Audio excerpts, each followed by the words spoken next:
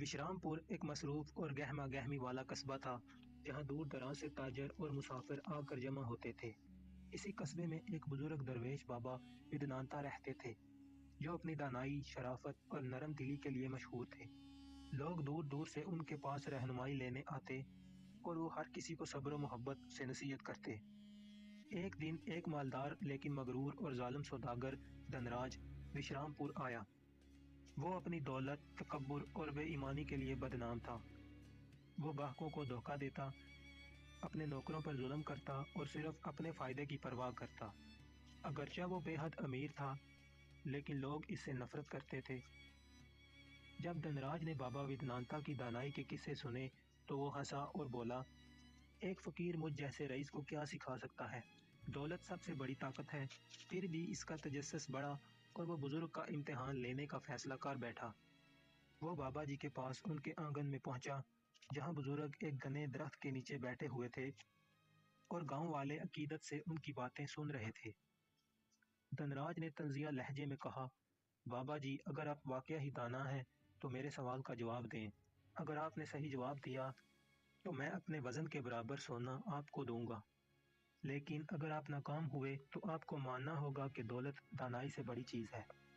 गांव वाले हैरत से एक दूसरे की तरफ देखने लगे, लेकिन बाबा विदनांता मुस्कुराए और बोले, पूछो, क्या पूछना चाहते हो। धनराज ने चालाकी से कहा, अगर कोई आदमी दिल से बुरा हो लेकिन दौलत और ताकत रखता हो तो क्या फर्क पड़ता है कि वो कैसा बर्ताव करता है। आखिर में इज्जत तो सिर्फ दौलतमंद की जाती है। गांव वाले हैरान रह गए। कुछ को लगा कि धनराज की बात में हकीकत है, लेकिन बेशतर लोग नेकी और सच्चाई पर यकीन रखते थे। बाबा विदनांता ने सुकून से सर हिलाया और बोले, ये अच्छा सवाल है, लेकिन मैं लफ्जों से नहीं बल्कि तुम्हें कुछ दिखाकर जवाब दूंगा। क्या तुम मेरे साथ आओगे।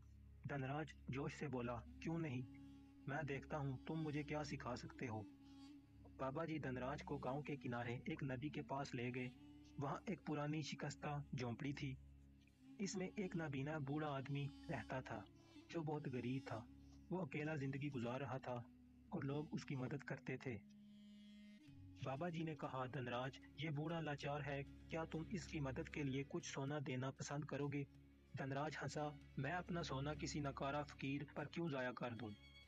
बाबा विदनांता मुस्कुराए, अच्छा तो चलो आगे चलते हैं।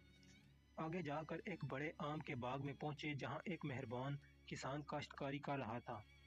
दरख्तों पर रसीले आम लगे थे। बाबा जी ने एक पका हुआ आम तोड़ा और धनराज को दिया, लो और खाओ। धनराज ने जैसे ही आम काट कर खाया, इसका मुंह बिगड़ गया। ये तो कड़वा और खराब है। इसने गुस्से से आम नीचे फेंक दिया। बाबा जी ने हंसते हुए कहा, कमाल की बात है, यह बाग हजारों मीठे आम देता है, लेकिन एक खराब आम ने तुम्हें परेशान कर दिया। देखो, जैसे एक अच्छा दरख्त कभी कभार बुरा फल देता है, वैसे ही बुरा आदमी भी कभी कभी नेकी कर सकता है, मगर इससे उसकी फितरत नहीं बदलती। फिर वो एक कुम्हार के घर पहुंचे। वहां एक पुराना मिट्टी का मर्तबान रखा था।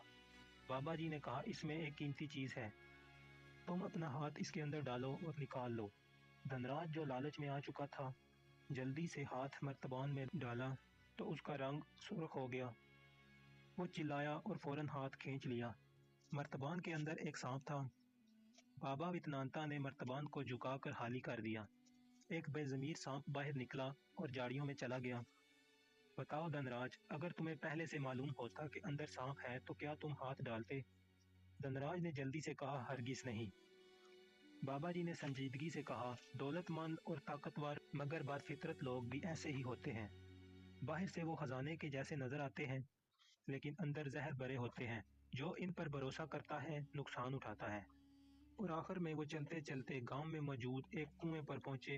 बाबा जी ने कुएं से पानी का डोल निकाला और इसमें से ताज़ा ठंडा पानी धनराज को पीने के लिए दिया।